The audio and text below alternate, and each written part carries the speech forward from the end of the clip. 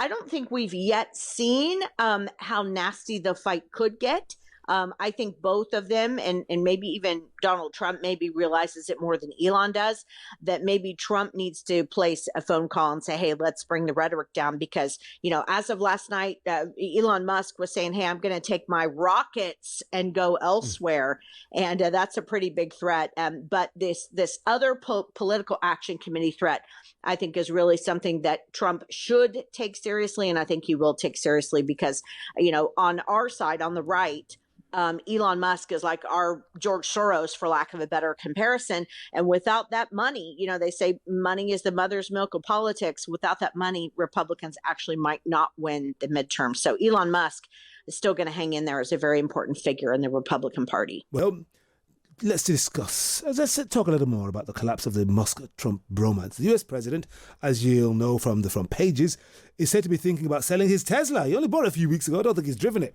Amid his public row with the company's chief, Elon Musk, Trump has spoken to several US media outlets today, calling Musk the man who lost his mind. While Musk has been a lot quieter, but has attacked a former Trump aide, Steve Bannon, calling him a criminal. Let's dive into this with Jennifer Kelly, a Republican strategist and former spokesperson for the California Republican Party. Jennifer, hello, welcome to the program. Hey, thanks for having me. Oh, it's great. You're the right person to speak to right now. Let's start off with this. Now, President Trump, he seems to enjoy drama, the rough and tumble. I mean, he does, doesn't he? And he likens his presidency to a show. I remember when he unveiled Neil Gorsuch as one of his Supreme Court picks, and he went, "Were you not entertained?" Remember that? But if Republicans, and we see this on the front page of the FT, were expecting him to kiss, or he and Musk to kiss and make up today, they must be disappointed. How alarmed are you? Well, I think eventually they will kiss and make up. Maybe not kiss, but okay. I think they'll be cordial with each other. Look, I think what you have here is a case of two very powerful, wealthy men who, were competing for attention in the same room. And I think Elon Musk violated, if you've ever read the book, The 48 Laws of Power, it's a great book, highly recommend it. Elon Musk violated rule number 1, which is don't outshine the boss. And so, during his first 100 days in office, I think President Trump was fine, letting Elon Musk take some of the, hits for the Doge cuts and the budget cuts and things like that. But in the end, there's really only one president, and that is President Donald Trump. Number 2, I think that President Trump was a little disappointed, maybe a little bit surprised even, that Elon Musk, who went to the swamp in Washington, D.C., right, sort of became a swamp creature himself, because the reports are today that what the fight was really about was Elon Musk didn't want his publicly funded tax incentives to go away on his Teslas. And so, if you're a guy who's practicing Doge, you can't really have your own sacred cow in the process, because that really, sort of steps on your narrative. And then lastly, Elon Musk just simply was not polling well. And that was bringing down the rest of the West Wing of the White House. You have President Trump polling about 55%. That's the highest any president has polled since Dwight D. Eisenhower, John. Really? I've seen figures. Hang on a second, Jennifer. I've seen figures that are cratering like around 41, 42%. Who's saying he's got 52%? Well, look, some of the mainstream polls are Axios, Ipsos. So these aren't, I never quote a conservative poll because that's what you would expect a conservative pundit to do. So I never do that. I've, had to operate in the very blue state of California for 15, 20 years. So I always, bring the independent and left wing. But look, Trump is at 55%. It may have changed over the last few days. But look, Doge, in fact, the actual actions Doge was taking are popular with the American people as well, somewhere between 70 and 76%. So extremely popular.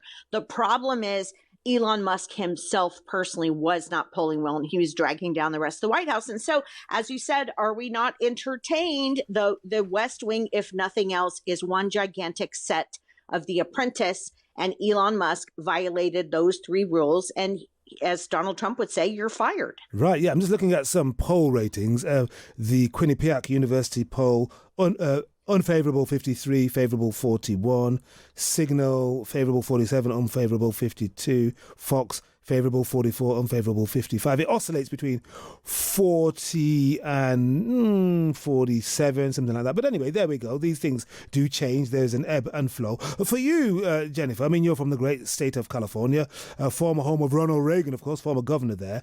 How much of this spat do you think is about principle for Republicans? So, for example, the fiscal conservatism of Musk and Senator Rand Paul versus what they might call the reckless deficit-raising tax cuts favoured by Trump and Speaker Johnson? Yeah, this is where I think it gets the most interesting. And that is that Donald Trump is sort of finding himself on the side of people like Speaker Mike Johnson, maybe former Speaker Kevin McCarthy, kind of in that camp where, usually you would have a base that would be angry at you about that, right? But there's something about Trump and the whole MAGA movement. Some people call it a cult, you call it what you will, but the base, if you watch social media today and if you work the phones and talk to people, they're not abandoning Donald Trump. They're saying, hey, we do need to bring the deficit down. We do need to make things better, but let's start with the big, beautiful bill. Let's get as much as we can and then move on from there and get this victory and move on to the midterms. So this is interesting. Also, on the flip side of this coin, you have Elon Musk, who is suggesting maybe he ought to start a third political party in America, which is interesting. And then also don't forget, Elon Musk has a very well-funded PAC, a political action committee, where he is going to go around and influence seats in the 2026 midterms. So I don't think we've yet seen how nasty the fight could get. I think both of them, and maybe even Donald Trump maybe realizes it more than Elon does, that maybe Trump needs to place a phone call and say, hey, let's bring the rhetoric down. Because, as of last night, Elon Musk was saying, hey, I'm going to take my rockets and go elsewhere. And that's a pretty big threat. But this other political action committee threat, I think, is really something that Trump should take seriously. And I think he will take seriously because, on our side, on the right, Elon Musk is like our George Soros, for lack of a better comparison. And without that money, they say money is the mother's milk of politics. Without that money, Republicans actually might not win the midterm. So Elon Musk is still going to hang in there as a very important figure in the Republican Party. Well, but even if they do have money, if there isn't delivery, if people aren't feeling better come November 2026, they may be hurt really badly anyway, Jennifer. But let me put this to you, though. Isn't the fundamental problem here, and what underpins all this chaos, is that these two men aren't really deeply Republican in their DNA long term. I mean, they're businessmen, they're former Democrats, and they've hijacked the GOP as a useful vehicle. Come on. Well, it's funny you bring this up.